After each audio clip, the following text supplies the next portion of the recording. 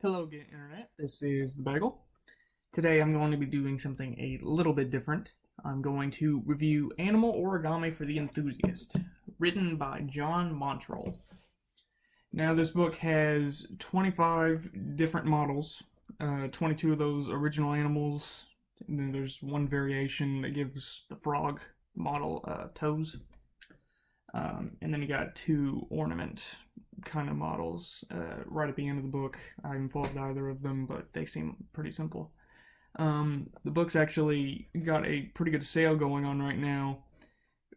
For just under $7, you can get this book on Amazon.com, which is about a third of the price of what it normally is.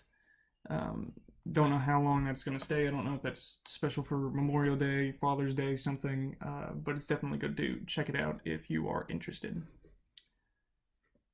Now, the models that I have prepared, I will show off throughout the video. I've got a couple different types of animal folded from the book, so don't worry, you'll get to see that. What I like about this book is it's actually got quite a diverse collection to choose from. You've got more aquatic animals like the frog or the turtle.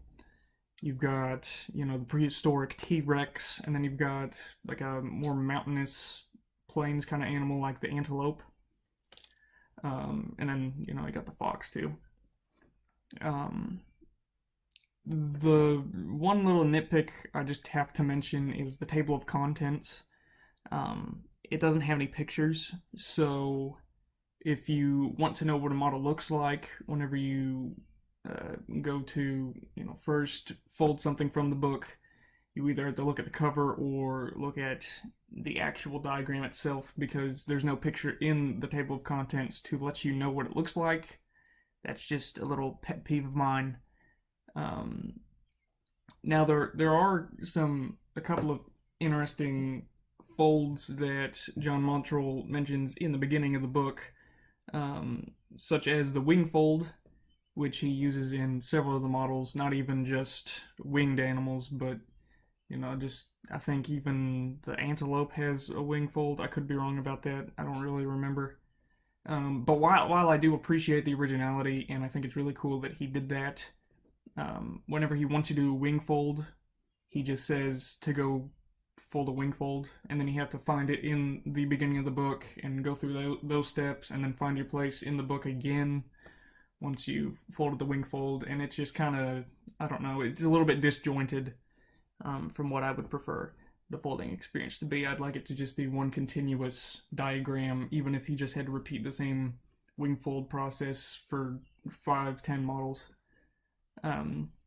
Good thing about this book is that the models do range in complexity.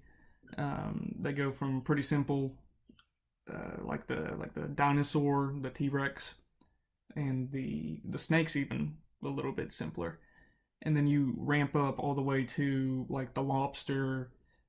Antelope's not entirely that hard, but it does get more complex. It gets largely into the upper intermediate half of the spectrum by the time you get toward the end of the book, specifically with the lobster. I haven't been able to fold the lobster. I've had a little bit of difficulty there.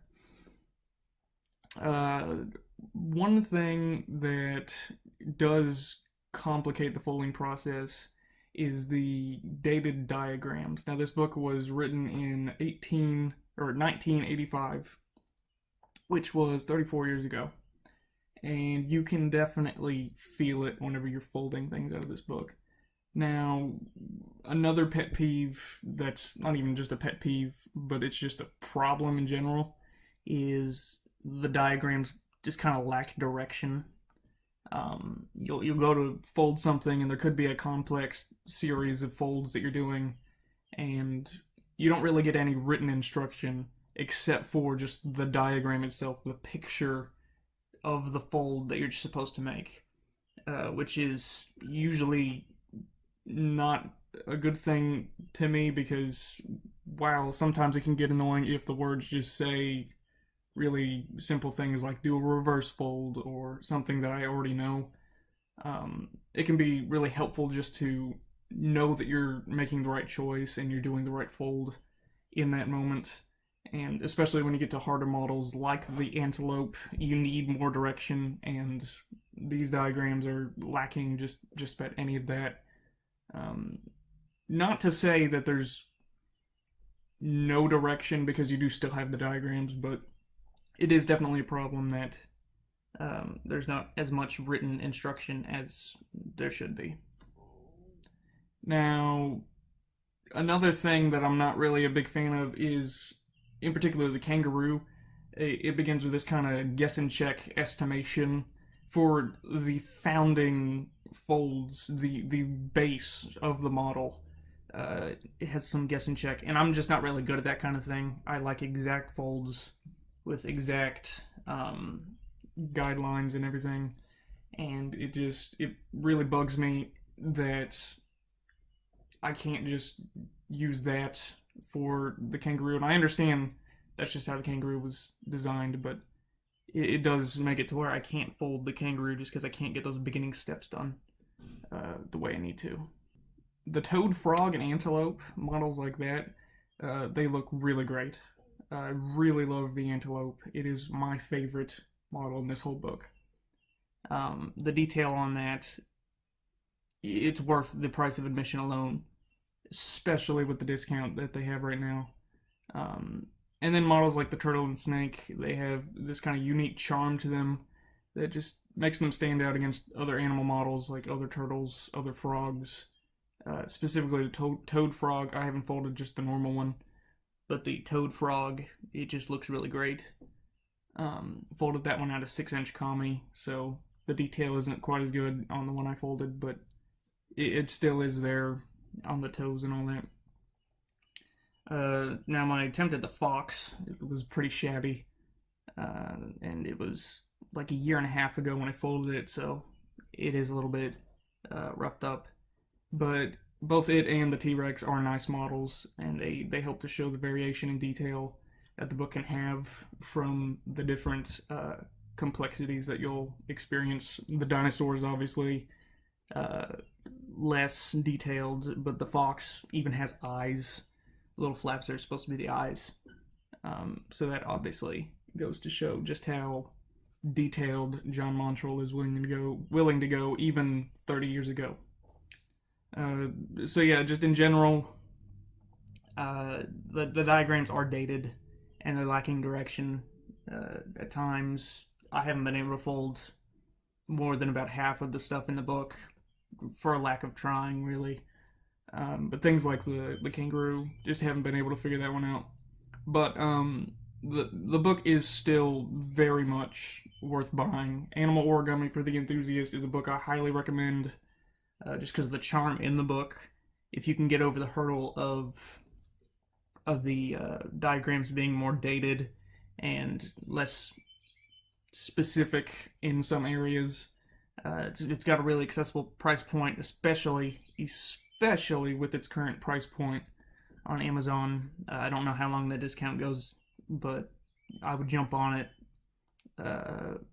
It's got a variety of difficulties that help to build origami skill if you're a little bit lower leveled.